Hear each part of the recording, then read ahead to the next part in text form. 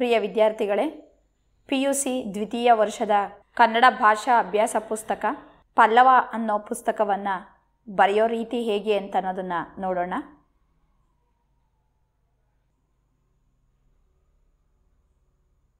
ವಿದ್ಯಾರ್ಥಿಗಳೇ, ಮೊದಲಿಗೆ ಭಾವಾರ್ಥ ಬರೆಯೋದಕ್ಕೆ ಕೇಳಿದ್ದಾರೆ. ಇದನ್ನೇನು ಬರೆಯೋ ಅವಶ್ಯಕತೆ ಇಲ್ಲ. ಯಾಕೆ ಅಂತಂದರೆ ಮೊದಲಿಗೆ ಹಳೆಯ ಪ್ರಶ್ನೆ ಪತ್ರಿಕೆ ಮಾದರಿಯಲ್ಲಿ ಈ ರೀತಿ ಒಂದು ಪದ್ಯ ಕೊಟ್ಟು ಭಾವಾರ್ಥ ಬರೆಯೋದಕ್ಕೆ ಕೇಳ್ತಾಯಿದ್ರು. ಆದರೆ ಇವಾಗ ಆ ಪ್ರಶ್ನೆಯನ್ನು ತೆಗೆದುಹಾಕಿದ್ದಾರೆ. ಅದಕ್ಕೆ ಬದಲಾಗಿ ಒಂದು ಪ್ಯಾರಾ ಕೊಟ್ಬಿಟ್ಟು ಅದಕ್ಕೆ ಸಂಬಂಧಪಟ್ಟ ಹಾಗೆ 3 ಪ್ರಶ್ನೆ ಕೇಳ್ತಾರೆ. 4 ಅಂಕಗಳಿಗೆ ಇರುತ್ತೆ. ಇದನ್ನು ಬರೆದ್ರೆ ಬರಿಬೋದು, ಇಲ್ಲ ಅಂತಂದರೆ ಏನೂ ಅವಶ್ಯಕತೆ ಇಲ್ಲ.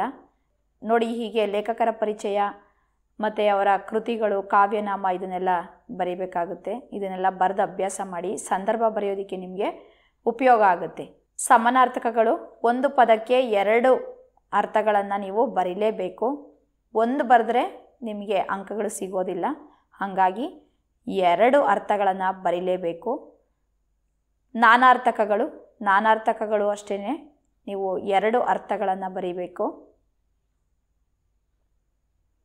ಹಾಗೆ ನೋಡ್ತಾ ಹೋಗಿ. ದೇಶ ಮತ್ತು ಅನ್ಯ ದೇಶಗಳ ವಿಚಾರ ಮತ್ತು ತತ್ಸಮ ತದ್ಭವ ಪದಗಳನ್ನು ಬರೆಯೋದಕ್ಕೆ ಕೇಳಿದ್ದಾರೆ.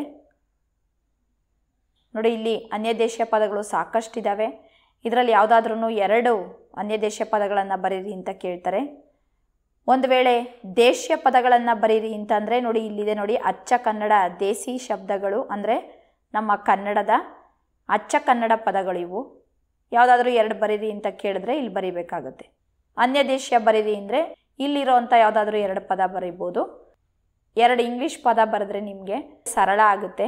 ಅಥವಾ ಇಲ್ಲಿರೋದು ಯಾವುದಾದ್ರೂ ಬರಿತೀನಿ ಅಂತಂದ್ರೂ ಬರೀಬೋದು.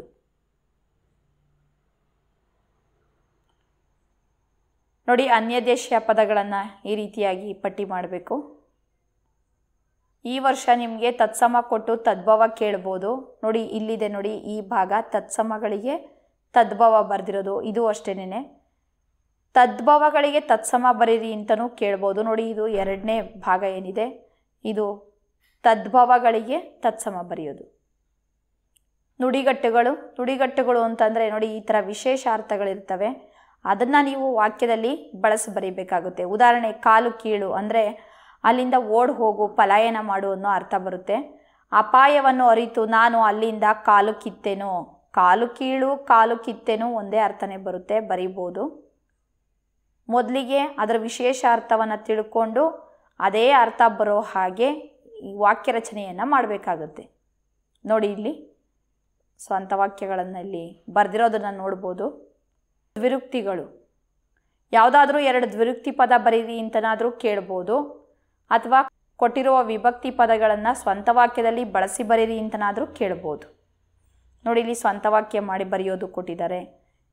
ಇಲ್ಲೆಲ್ಲ ಅಂಡರ್ಲೈನ್ ಮಾಡಿರೋ ಅಂಥವೆಲ್ಲನೂ ದ್ವಿರುಕ್ತಿಗಳೇನೆ.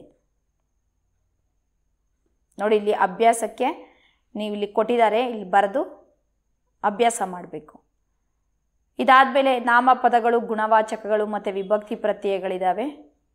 ಇದಕ್ಕೆ ಸಂಬಂಧಪಟ್ಟ ಹಾಗೆಯೇ ಅನೇಕ ವಿಷಯಗಳಿದ್ದಾವೆ, ಅದನ್ನೆಲ್ಲ ಓದ್ಕೊಳ್ಳಿ. ಇಲ್ಲಿ ನೋಡಿ, ಗುಣವಾಚಕಗಳನ್ನ ಗಮನಿಸಿ. ಯಾವುದು ಗುಣವಾಚಕ ಆಗುತ್ತೆ ಅಂತ ಅನ್ನೋದನ್ನು ಸರಿಯಾಗಿ ನೋಡಿಕೊಂಡು ಬರೀರಿ. ವಿಭಕ್ತಿ ಪ್ರತ್ಯಯಗಳು,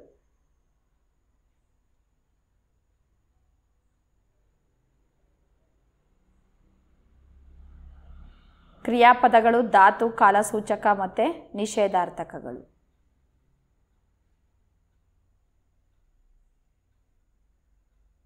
ನೋಡಿ, ಈ ರೀತಿಯಾಗಿ ಬರೀಬೇಕು ನೀವು.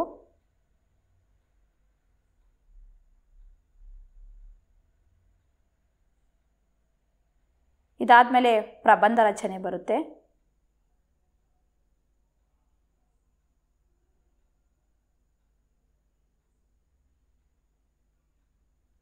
ಪ್ರಬಂಧ ರಚಿಸುವ ವಿಧವನ್ನು ನೀವು ಅದರ ಹಂತಗಳನ್ನು ಕಲ್ತಿದ್ದೀರಾ ಆಗ್ಲೇನೆ.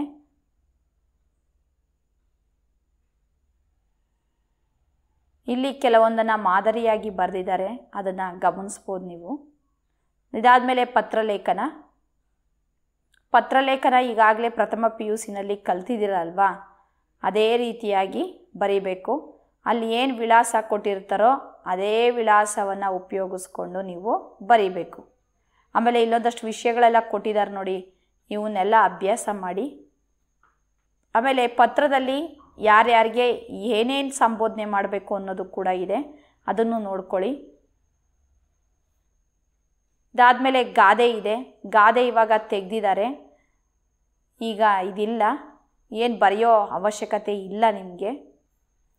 ಪ್ರಥಮ ಪಿ ಯು ಸಿಗೆ ಹೋಲಿಸ್ಕೊಂಡ್ರೆ ದ್ವಿತೀಯ ಪಿ ಯು ಸಿ ಅಭ್ಯಾಸ ಪುಸ್ತಕ ಭಾಳ ಕಡಿಮೆನೇ ಇದೆ, ಬೇಗ ಬರೆದು ಮುಗಿಸ್ಬೋದು.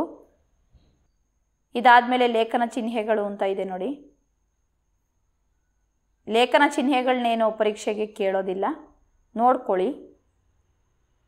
ಹೆಚ್ಚಿನ ಮಾಹಿತಿಗೋಸ್ಕರ ಇಲ್ಲಿ ನೀವು ನೋಡ್ಕೋಬೋದು, ಪರೀಕ್ಷೆಗಿದೇನು ಬರೋದಿಲ್ಲ. ಇಷ್ಟನ್ನು ಬರೆದು ಮುಗಿಸಿದ್ರೆ ನಿಮ್ಮ ಅಭ್ಯಾಸ ಪುಸ್ತಕ ಮುಗಿಯುತ್ತೆ. ಇವುಗಳನ್ನು ನೋಡದೆ ಬರೆಯೋದಕ್ಕೆ ಅಭ್ಯಾಸ ಮಾಡಿ. ನಿಮಗೆ ನೀವೇ ಟೆಸ್ಟ್ ಕೊಟ್ಕೊಂಡು ಬರೆದ್ರೆ ಒಳ್ಳೆಯ ಅಂಕಗಳನ್ನು ಪರೀಕ್ಷೆಗಳಲ್ಲಿ ಗಳಿಸೋದಕ್ಕೆ ಸುಲಭ ಆಗುತ್ತೆ. ಇವತ್ತಿನ ತರಗತಿಯನ್ನು ಇಲ್ಲಿಗೆ ಮುಗಿಸೋಣ. ಧನ್ಯವಾದಗಳು.